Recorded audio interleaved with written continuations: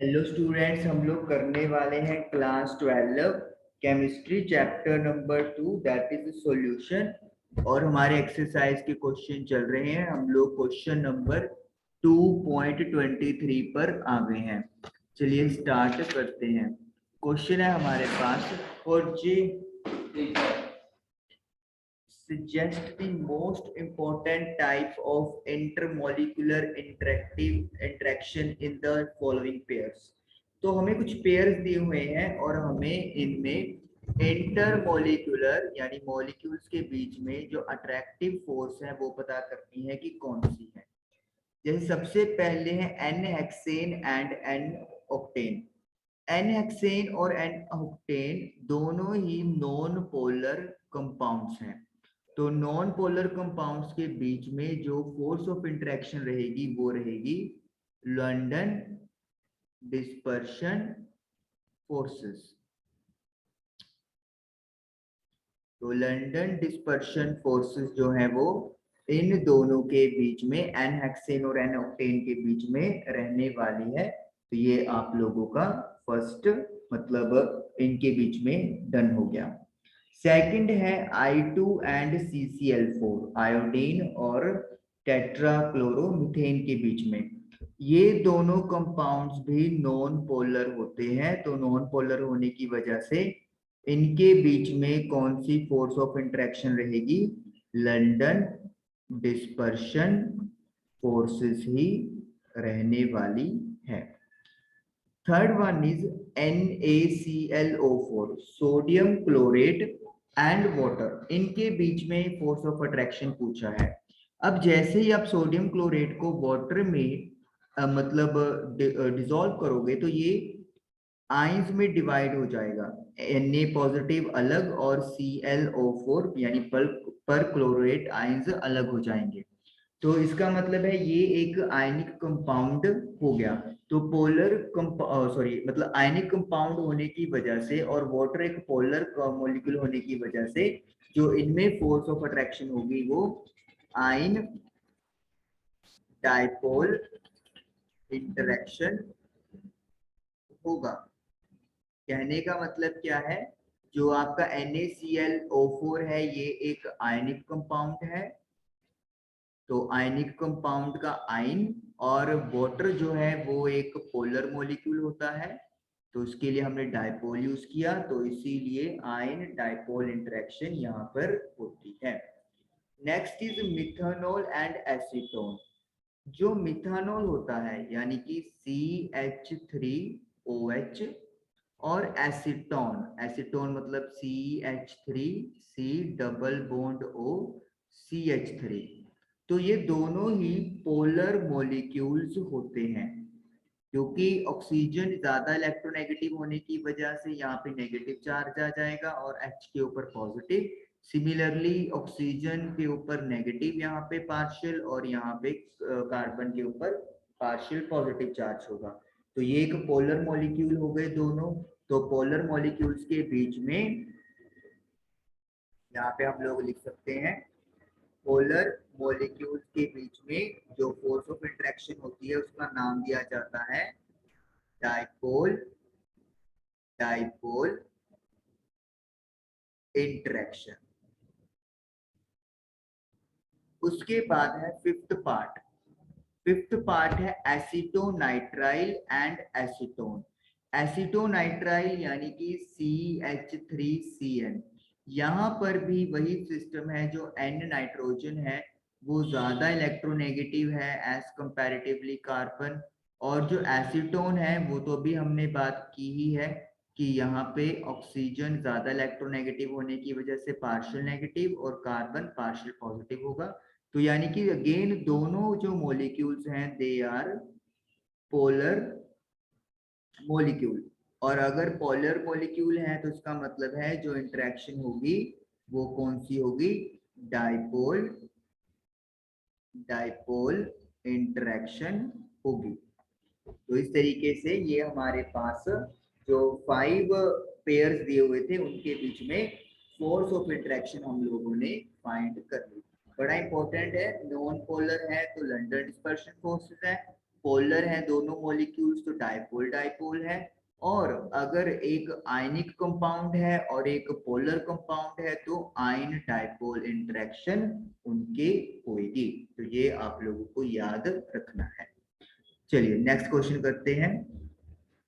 Based on solute solvent interaction, solute और solvent के बीच की इंटरेक्शन को देखते हुए arrange the following in order of increasing solubility in an octane. तो एन ऑक्टेन के बीच में सॉल्युबिलिटी हमें चेक करनी है।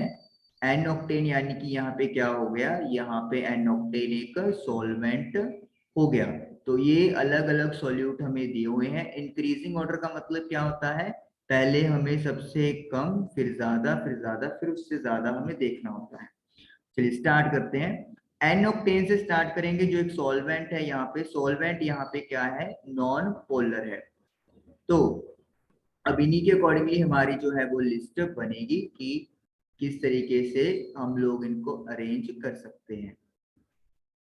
तो ये हम लोगों ने एक बॉक्स बना लेना है। ये 4 सोल्यूट है तो 4 का मैंने बॉक्स बना दिया। First is cyclohexane C6H12। तो साइक्लोहेक्सेन जो होता है वो एक नॉन पोलर जो है वो कंपाउंड होगा। तो इसका मतलब है ये एन ऑक्टेन में बहुत ज्यादा, बहुत या फिर आप बोल सकते हो बहुत हाई लेवल पे सोल्यूबल हो जाएगा। KCl पोटाशियम क्लोराइड एक आयनिक कंपाउंड है।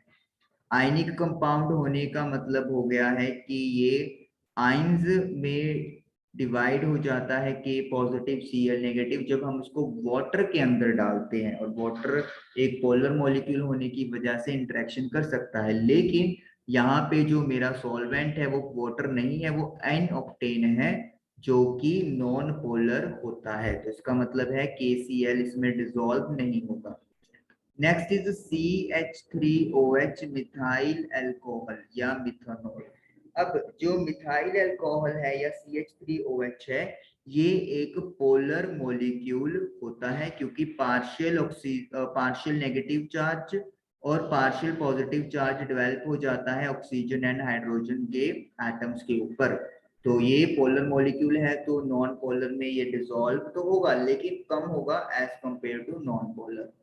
Next is CH3CN acetonitrile. ये भी जैसे पिछले पार्ट में भी आया था ये कि एक पोलर मॉलिक्यूल होगा, कार्बन के ऊपर पार्शियल पॉजिटिव चार्ज और नाइट्रोजन के ऊपर पार्शियल नेगेटिव चार्ज आता है।